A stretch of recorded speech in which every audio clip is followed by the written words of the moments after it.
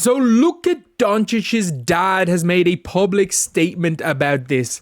This is a man who anything publicly when Vlade Divac came out and said that he didn't want to draft Luka Doncic because he knew his dad and his dad got really fat. Like, Vlade Divac basically said that that's why he didn't draft Luka. And I don't think his dad said anything about that, but he did say something about this. And if you guys think that it's still the craziest trade ever, subscribe. We are so close to 10.1k. That would be unbelievable if we hit that by the end of the day. But anyway, let's read this from Luka's dad. With this trade, hypocrisy from the Mavs organization hurts me personally. I think Luka absolutely did not deserve this. I know he sacrificed a lot. I know Luka really respected Dallas. He respected the whole city. He helped children, and it was not a problem for him to go to hospitals and charity events. He played 100 games last season for 40 minutes per game, constantly doubled. I feel it's really unfair from certain people in Dallas. And by the way, yeah, I think, first of all, I think how it happened is the most unfair thing for Luka.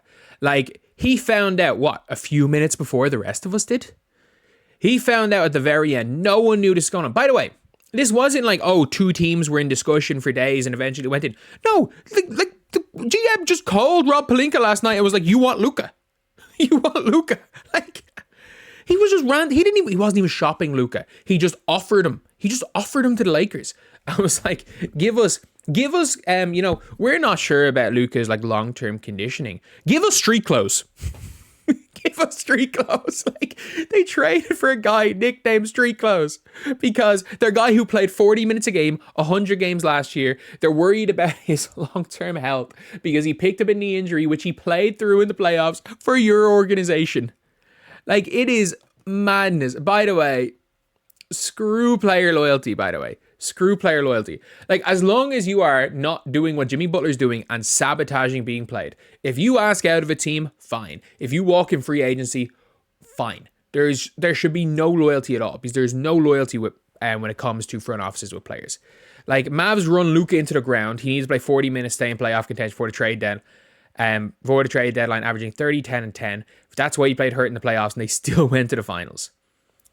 I don't know what it's like if I'll be able to like the Mavs for a long time. Oh no, I'm done. Like, as someone who always liked the Mavs, because they were the one team that actually were loyal most of the time. They even offered Nerlens Noel a deal.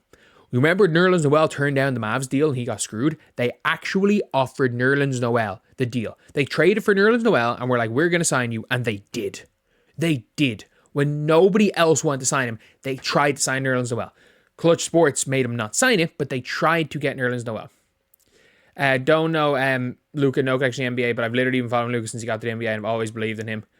Like, I mean, named your dog Luka Doncic. Named your dog Luka for Luka Doncic, I guess. Please know the city still loves you. Don't get in that poverty organization. The more I think about it, the more it seems like this is personal from Nico. It was 100% personal from Nico. I don't know. Is this something like, how long has he been in his job? And I mean that, like, I need to see how long he's been in his job. And I need to see, did he, so Nico Harrison. Is it Nico Harrison?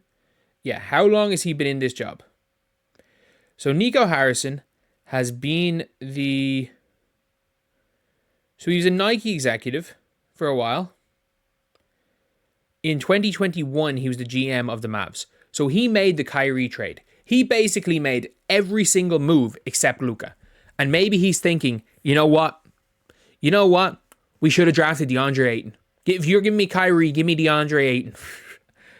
Like, he, by the way, did not pay Jalen Brunson. He was the GM that did not give Jalen Brunson what he expected, what he wanted to stay. And you go and sign Kyrie, who is, in my opinion, Kyrie is still better than Jalen Brunson. But, like, they're very similar players. Very similar. And the gap is so little that on any given day, the other can be better than the other. I get it. Jalen Brunson is putting up better numbers. I get it. He's doing more in New York. But he also has a much higher usage rate than Kyrie Irving, as far as I'm aware anyway.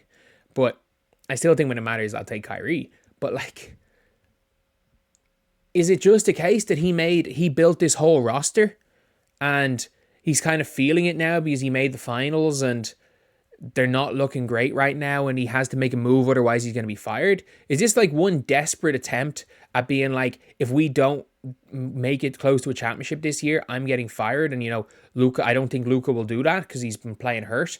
So let me just get off Luka Doncic so that I can keep my job for one extra year without actually planning. And he's like, you know what, there's no point planning after next year because I'm going to lose my job anyway. So it's whoever takes my job's problem. Like, is that what's happening here? Because that's the only logic, is that he does not care about 2 years, even, I'm not even joking, even next season. That he is literally making a trade for what gives the Mavs a better chance to win this season and this season only, because he knows he's getting fired at the end of the year. Is that the case? Because Mark Cuban, as the owner, would have vetoed this.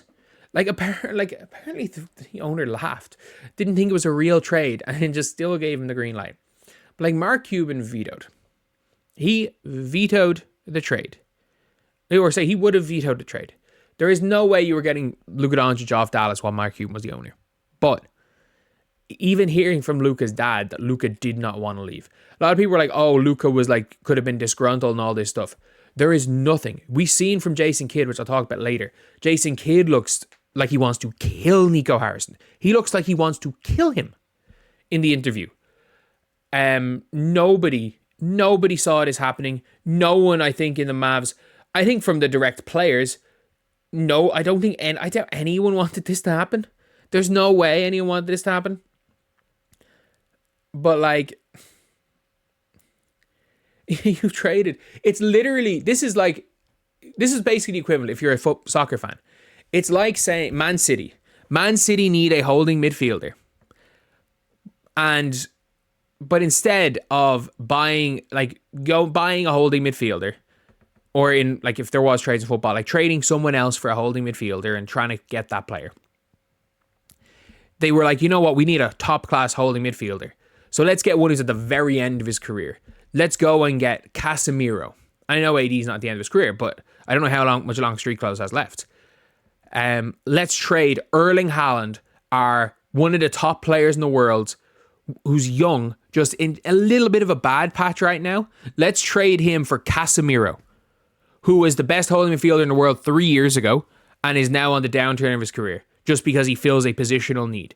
Let's trade one of the 3 best players in the world for someone who is not nearly one of the best, but, fits a positional need.